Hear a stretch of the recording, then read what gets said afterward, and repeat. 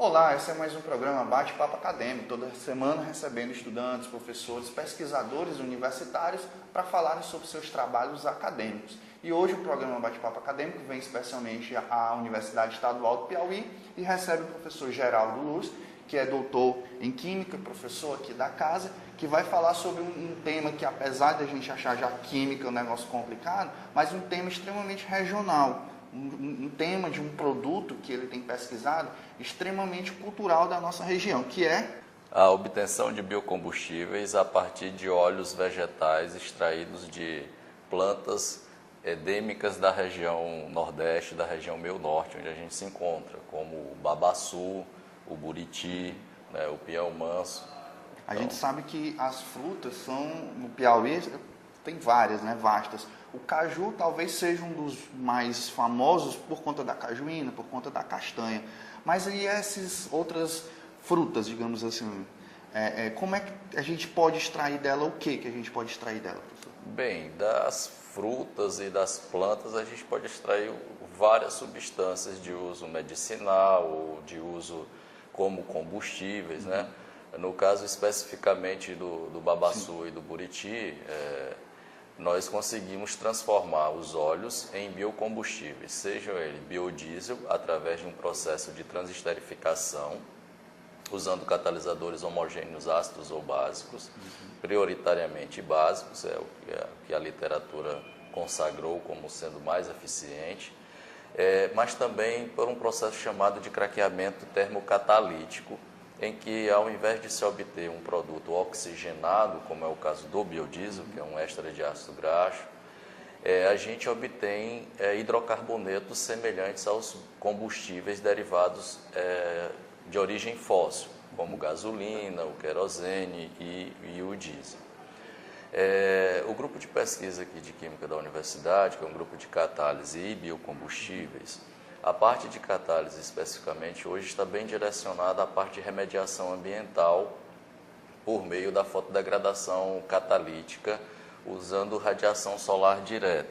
Como nós somos um estado, estamos numa região que tem alta incidência de radiação solar, nós estamos tentando mitigar os problemas ambientais decorrentes da poluição por macromoléculas, como fármacos que não são absorvidos integralmente pelo corpo e caem na rede coletora e, com isso, aumenta a resistência de micro-organismos, causando a necessidade sempre de antibióticos cada vez mais potentes, como também de corantes.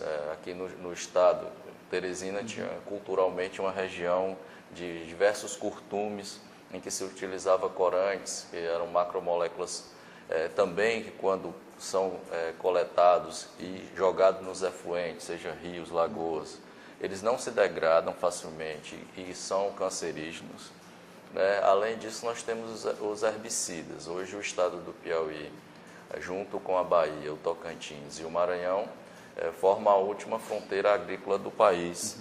E, com isso, traz umas consequências benéficas, mas outras danosas ao meio ambiente, como a necessidade de utilização de herbicidas, que também são macromoléculas poluentes, que terminam indo parar no lençol freático ou em águas superficiais e que também são substâncias cancerígenas. Então, a Química da Universidade Estadual hoje trabalha fortemente nisso, desenvolvendo catalisadores que são semicondutores, que também são, a gente tenta simular o que o ambiente faz, o meio ambiente faz, só que a gente cria esses semicondutores no ambiente.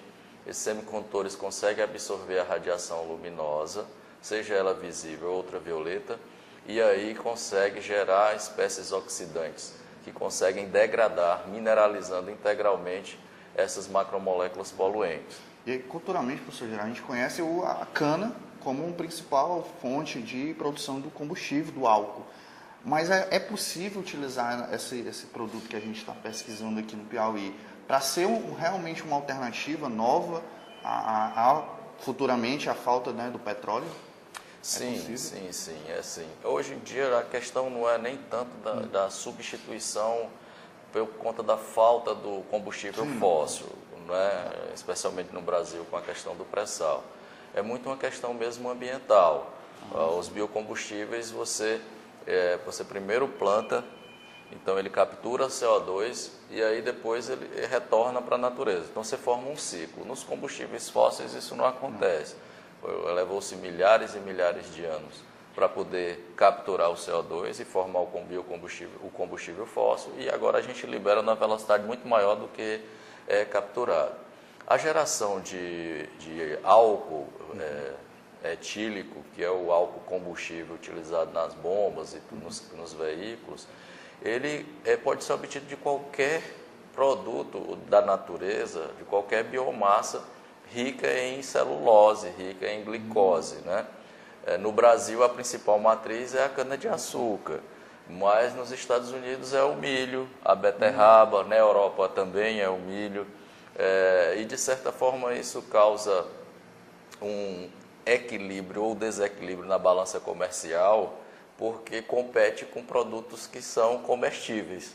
A beterraba, o milho, nos Estados Unidos há uma fonte muito grande de energia para o ser humano. O milho se apresenta muito bem, na Europa também a beterraba, o milho. E no Brasil a gente utiliza uma fonte que é a cana-de-açúcar, que é mais comestível, utilizada do ponto de vista comestível na região Nordeste, por questão cultural, e também compete em Minas Gerais com a questão da produção da cachaça em larga escala. Mas, via de regra, a nossa produção de cana é muito grande e é suficiente para produzir açúcar, produzir o álcool etílico, produzir a nossa cachaça, seja ela mineira ou nordestina. Né?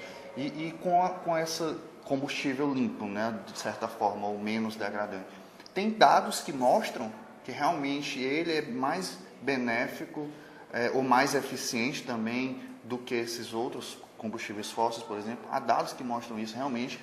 Bem, do ponto de vista ambiental, eles são menos prejudiciais ao ambiente do que os de origem fóssil, por essa questão do ciclo, né? Para produzir o etanol, primeiro tem que plantar a cana-de-açúcar. Então ela vai capturar, durante o seu crescimento, vai capturar uma grande quantidade de gás carbônico da atmosfera, que depois vai ser liberado no processo de queima. Mas você consegue fechar o ciclo, o que não acontece com os combustíveis fósseis. Do ponto de vista de eficiência, e aí falando do ponto de eficiência energética, os combustíveis fósseis são mais eficientes do ponto de vista energético do que os biocombustíveis, especialmente do que o etanol. Se a gente compara a gasolina com o etanol, a gasolina é em torno de 30% mais eficiente energeticamente do que o etanol. E isso a gente constata, qualquer pessoa pode constatar num carro que é os carros flex, que se abastecer a mesma quantidade de gasolina e a mesma quantidade de álcool na segunda vez, vai ver que anda mais com a gasolina do que anda com o álcool. Porém, né? O meio ambiente agradece mais o uso do outro. Exatamente, agradece mais, porque polui, não é que polui menos, é porque o que é lançado na atmosfera já foi coletado antes, durante o crescimento da planta. E o babaçu, a carnaúba, a cana, ela não é só um produto cultural da nossa região. Você tem, por exemplo, nos mercados você encontra muito azeite, né, produzido, mas gera também uma identidade cultural com aquela região, gera emprego, porque como você tem esse ciclo de produção, você tem uma quantidade maior de pessoas. Então é um envolvimento muito grande que o Nordeste tem, e essa é a sua pesquisa. E como é que está hoje? Tem muitos estudantes participando, está sendo investido, tem investimento para essa pesquisa andar? Tem. Especificamente sobre o babaçu, em 2007, 2008, a Universidade Estadual, em parceria com a Universidade Federal e o Instituto Federal de Educação do Estado do Piauí, aprovou um projeto junto à FINEP, que é o maior financiador de projetos de pesquisa do país, projetos de pesquisa e de inovação, justamente para agregar valor à cadeia produtiva do babaçu, especificamente. O nome desse projeto foi denominado de Geratec, né, que é um núcleo de geração de tecnologias para a cadeia produtiva do babaçu, e foi um projeto que envolveu desde a cultura da quebradeira de coco babaçu, o estudo do câncer de colo de útero, dos motivos do porquê tantas quebradeiras de coco tinham câncer de colo de útero. E aí foi descoberto, dentro desse núcleo de pesquisa, que o babaçu, o epicarpo do babaçu tem um fungo, e esse fungo, pela posição que a quebradeira de coco senta para quebrar o coco, termina invadindo a genitália das quebradeiras de coco e aí chega até o útero e por isso tanto câncer de colo de útero. Então foi um dado importante observado na pesquisa. Nós também conseguimos produzir, fazer estudos do mesocarpo do babaçu, que culturalmente é utilizado na alimentação, feito a farinha do mesocarpo, e aí foi feito um estudo nutricional, se observou muita coisa, daí se construiu tablets nutricionais, das barrinhas de cereal utilizando.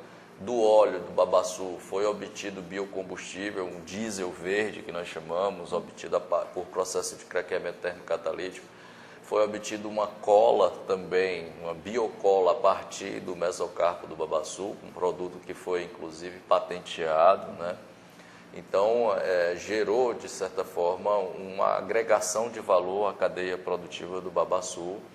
E, em decorrência disso, hoje, um professor da Universidade Federal que fazia parte do projeto também colocou uma indústria do babaçu, chamada de Babacoal, o Dr. Tiago, em que ele extrai o óleo, desenvolveu novas técnicas de extração do óleo e vende e comercializa esse óleo, considerado um óleo nobre, então realmente trouxe valor agregado ao babaçu. Também foi feito o georreferenciamento das plantas, não é bem plantação, mas da quantidade de babaçuais que tem tanto no Piauí como no Maranhão. Fica restrito ao Baixo, Parnaíba, qual é a região? Normalmente o médio Parnaíba, que nós estamos numa região que nós temos 6 ecótonos, na realidade, integrados, nós estamos numa região de transição entre a Caatinga e a Mata Atlântica, e nessa região aqui, do Baixo Parnaíba até chegar próximo ao litoral, tanto numa margem piauiense como na margem maranhense, há uma quantidade enorme de babaçus. Região dos cocais, né? Exatamente. Inclusive, a Embrapa, focada nessa ideia de trazer valor agregado ao babaçu e a outros coqueiros, vamos dizer assim, implantou no Maranhão, dentro da região, uma unidade chamada de unidade dos cocais. Professor, a gente vem da escola, antes de entrar na universidade, a gente ficou aquela coisa, química é chato, química é estressante, molécula, mas a gente não percebe o quanto é importante o estudo da química. Ainda mais uma região nossa que é, de certa forma, abençoada, tanto pelos seus rios, pelos seus grandes reservatórios de água subterrânea, mas pela sua vegetação, pela sua cultura, pela sua culinária. Percebe-se que de nada se desperdiça. Do caju, do babaçu, nada é desperdiçado. Tudo é possível ser feito, tudo é aproveitado. Isso mostra que o Piauí não é uma região pobre, como se imagina, mas é rica em minério, rico em vegetação, rico em tudo, não é verdade? Para a gente encerrar, professor, a sua pesquisa, para onde é que ela vai, qual é o andamento que ela está e para onde é que ela vai terminar, digamos assim? Bem, hoje nós já desenvolvemos um conhecimento científico intenso sobre a utilização de energia solar, a radiação solar direta ou artificial, para degradar macromoléculas. Nós estamos finalizando um trabalho de dissertação de mestrado, em que eu oriento que também esses semicondutores foram utilizados para oxidar, consequentemente exterminar bactérias e fungos, com resultados extremamente expressivos. E a partir desse conhecimento científico, nós estamos caminhando com o mesmo aluno, que vai agora para o doutorado, para a elaboração de um filtro capaz de matar bactérias e fungos, utilizando a radiação, seja ela solar ou seja artificial. E esse filtro, a ideia é que ele seja acoplado ao sistema de diálise de hemodiálise para tratar a água utilizada na hemodiálise de pacientes hemofílicos. Caramba.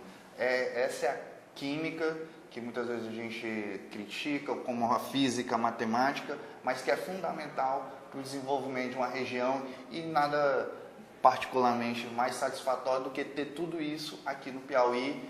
Professor, muito obrigado pela sua participação. Obrigado você também que acompanha o Bate-Papo Acadêmico. Acompanha pelas redes sociais, no Facebook, no Instagram e se inscreve também no nosso canal no YouTube. Até a semana que vem.